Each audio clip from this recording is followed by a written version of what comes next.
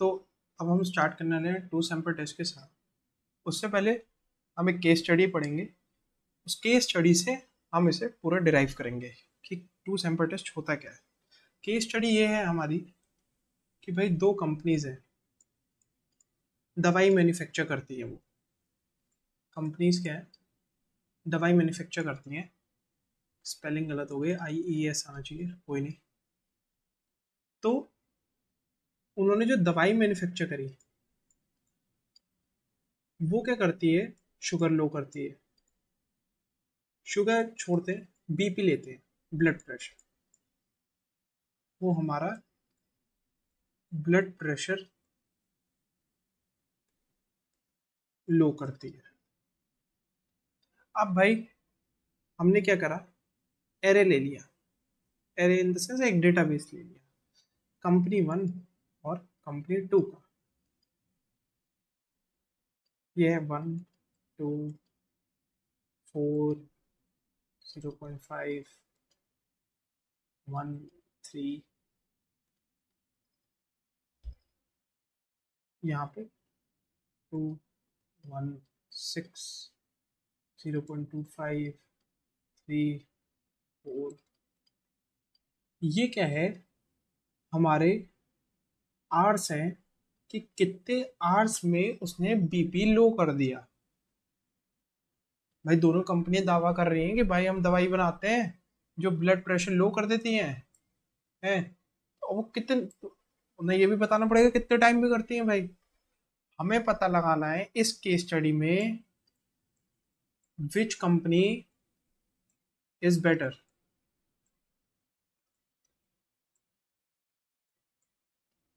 हमें ये पता लगाना है कौन सी कंपनी बेटर है। मान लीजिए आप किसी कंपनी में डेटा साइंटिस्ट है, उस कंपनी ने आपको बताया कि भाई ये दो कंपनीज का डेटा आया है, हमें ये दवाई बेचनी है इनकी। अब तुम ये बताओ कौन सी कंपनी का बेटर है, कौन जल्दी ठीक कर रही है। अब आप पे ही जिम्मा आ गया। तो उसके लिए क्या करेंगे, आप बनाएंगे सबसे पहले हाइपोथेसिस। हाइपोथेसिस क्या है कि नल हाइपोथेसिस क्या है, दोनों ही अच्छा कर रही हैं और दोनों इक्वल हैं। फिर अपने लेंगे alternate hypothesis, A for alternate. यहाँ पे HA जो है उसमें है कि पहली जो कंपनी है वो जल्दी ठीक कर दे रही है दूसरी कंपनी से। यहाँ पे हमारे पास एक चैलेंज आता है। वो चैलेंज क्या है, चैलेंज यानी कि एक काइंड ऑफ प्रॉब्लम। प्रॉब्लम क्या है कि दोनों अलग अलग रैंडम वेरिएबल्स हैं।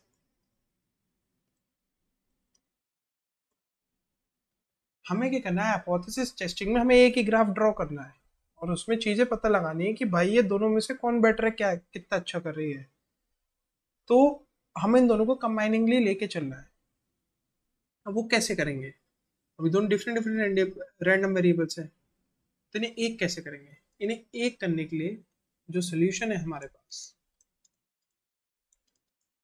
वो है कि हम इसे माइनस कर दें। माइनस करने से क्या होगा, पहले मैं कुछ टर्म्स लिख दूं। वो क्या है, यहाँ पे म्यू जो है पॉपुलेशन मीन है,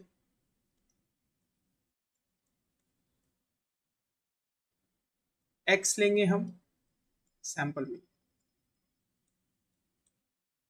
और ये जो 1 और 2 है ये बता रहा है कौन सी कंपनी है। तो अब सोल्यूशन की तरफ अपने हम मूव करते हैं। सोल्यूशन हम क्या लेंगे, अगर हमें सोल्यूशन लेना है हम कर सकते हैं इसे माइनस।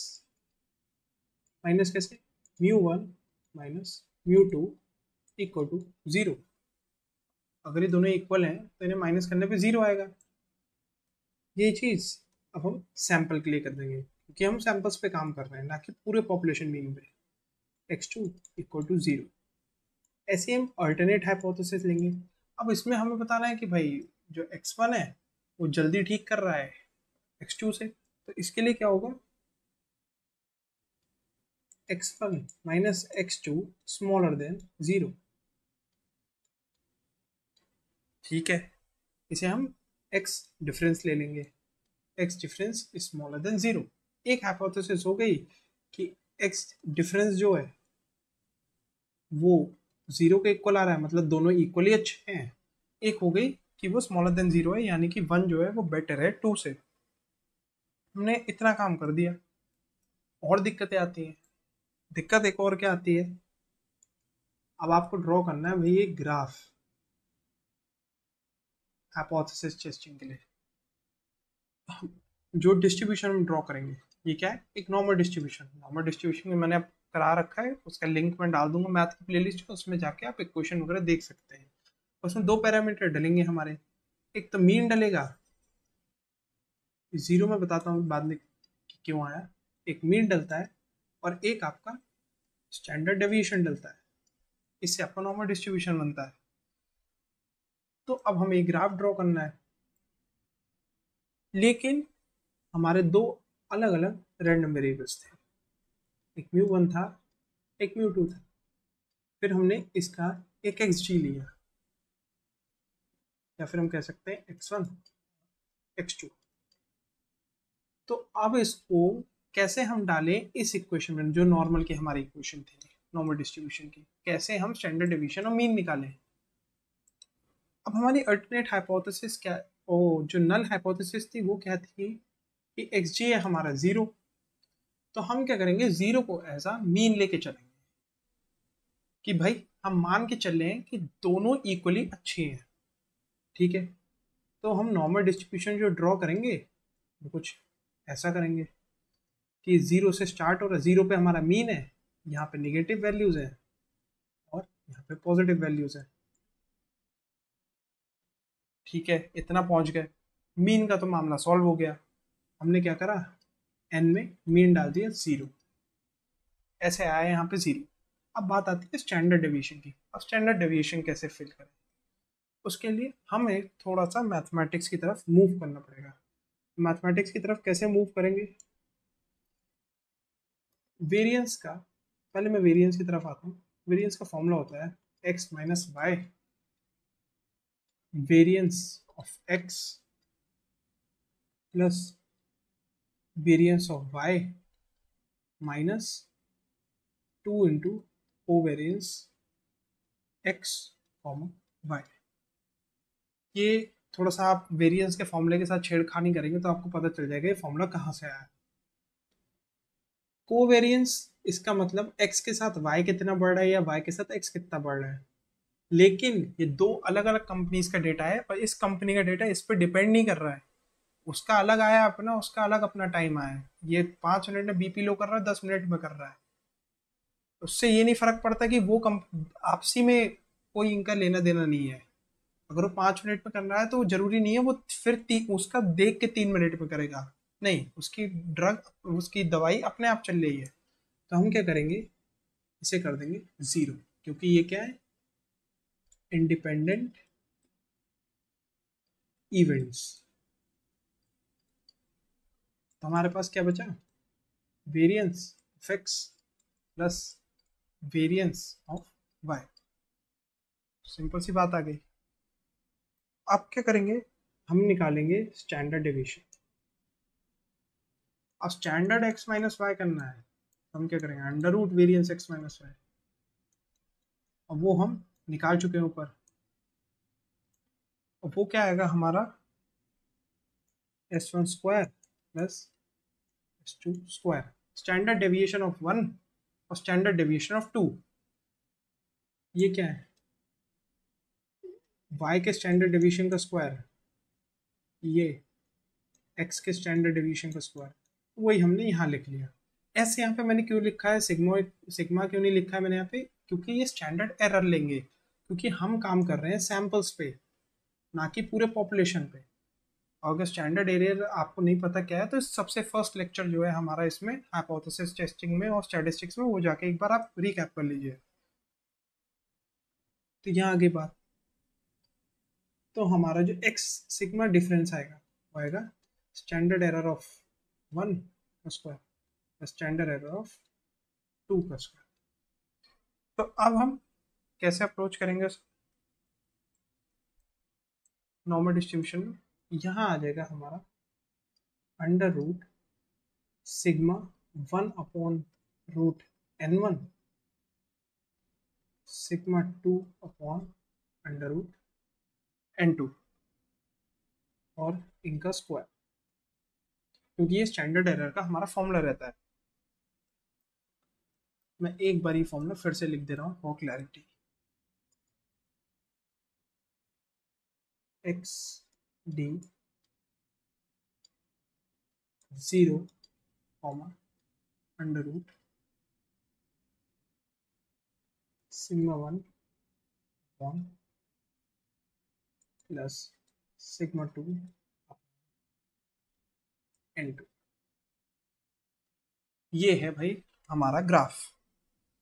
अब ये ग्राफ कैसे दिखाई देगा हमारा, अब वो ड्रॉ करते हैं। फॉर्मूले को मैं यही रहने देता हूँ।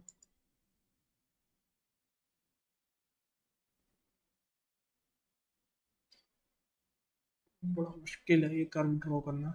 0।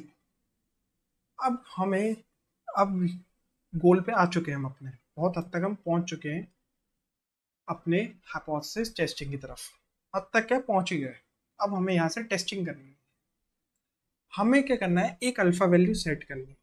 हम क्या करेंगे, एक अल्फा वैल्यू यहाँ पे सेट कर, मान लीजिए मैंने यहाँ पे अल्फा वैल्यू सेट कर रखी है। अल्फा वैल्यू क्या है नहीं पता आपको, तो हाइपोथेसिस टेस्टिंग का फर्स्ट वाला लेक्चर है, वहाँ से देखना शुरू करें, फिर यहाँ पहुँचे। हमने एक अल्फा वैल्यू सेट कर दी। हमने कहा अगर प्रोबेबिलिटी इस अल्फा वैल्यू से ज़्यादा आ रही है, जो मान लीजिए कोई प्रोबेबिलिटी हमारी निकल के आई है पी वैल्यू, उसे हम कहते हैं पी वैल्यू। जो एक्स जी है उसकी हमारी जो प्रोबेबिलिटी है, एक एक्स डी निकल के आएगा हमारा डिफरेंस। उस एक्स डी की जो वैल्यू है, जो प्रोबेबिलिटी है, जो हमारी पी वैल्यू निकल के आएगी, अगर वो हमारी अल्फा वैल्यू से ज़्यादा है, मतलब इस साइड है, इतने एरिया में है हमारी, इसके अंदर आती है, तो जो एक्स जी है हमारा, ये वाला जो हाइपोथेसिस थी, अल्टरनेट हाइपोथेसिस, इसे हम रिजेक्ट कर देंगे। रिजेक्ट क्यों करेंगे, क्योंकि हमने कहा अगर इस अल्फा से ऊपर आती है वैल्यू, तो लगभग लगभग जो दोनों की दोनों हमारी दवाइयाँ हैं वो सेम काम कर रही हैं। लेकिन अल्फा से कम आती है कि भाई बड़ी कम चांसेस थी कि जो एक्स डी है वो इतना कम आ जाए। मतलब जो दोनों के टाइम का डिफरेंस है वो मान लीजिए आ गया 10 मिनट, ठीक है, और इस नॉर्मल डिस्ट्रीब्यूशन में जो 10 के आने की प्रोबेबिलिटी है वो है बहुत कम।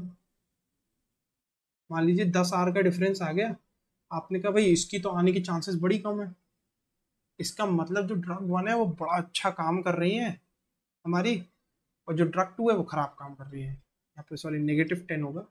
-10 के आने की प्रोबेबिलिटी हमारी बहुत ही कम है, क्योंकि 10 आर का डिफरेंस बहुत ज़्यादा होता है, इंसान की लाइफ और डेथ की सिचुएशन हो सकती है। तो हम कहेंगे भाई ड्रग जो दूसरी दवाई वाला है, दूसरी कंपनी जो है, भाई अपनी दवाई लेके आप घर चले जाइए, जो 1 वाली है उसने बड़ा अच्छा परफॉर्म करा है, और वो आपसे 10 आर के फैक्टर पे ज़्यादा अच्छा परफॉर्म कर रही है, वो 10 घंटे पहले आपसे बीमारी ठीक कर दे रही है।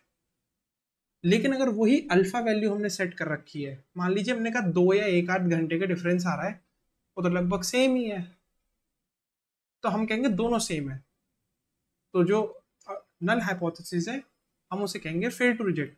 लेकिन मान लीजिए हमारा आ रहा है इससे छोटा, अब हमारा जो पी वैल्यू है वो आ गई स्मॉलर देन अल्फा, तो हम इसे कहेंगे रिजेक्ट नल हाइपोथेसिस, और या फिर fail to reject alternate hypothesis. तो यहाँ हमारा 2 सैंपल टेस्ट कंक्लूड हो गया। भाई आपने बोल दिया कि भाई 10 आर का डिफरेंस बड़ा मुश्किल होता है ना, और तो कंपनी 2 जो है बहुत ख़राब परफॉर्म कर रही है, वो भाई 10 घंटे बाद ठीक कर रही है बीमारी, कंपनी 1 जो है वो 10 घंटे में ठीक कर दे रही है। तो कंपनी 1 की दवाई हम बेचना शुरू कर देंगे, कंपनी 2 को वापसी घर भेज देंगे। यही हमारा कंक्लूजन था आज का, यही है हमारा 2 सैंपल टेस्ट। तो आज के में इतना ही। और अगर आपको करना है इसमें कि भाई फर्स्ट वाले का हमें चेक करना है कि क्या पता दूसरी अच्छी परफॉर्म कर रही, तो आप राइट टेल टेस्ट कर दें। यहाँ हमने क्या करा, एक लेफ्ट टेल टेस्ट, तो हम यहीं पे एक राइट टेल टेस्ट कंडक्ट कर देंगे। बस इतना ही था आज के टू टेल टेस्ट।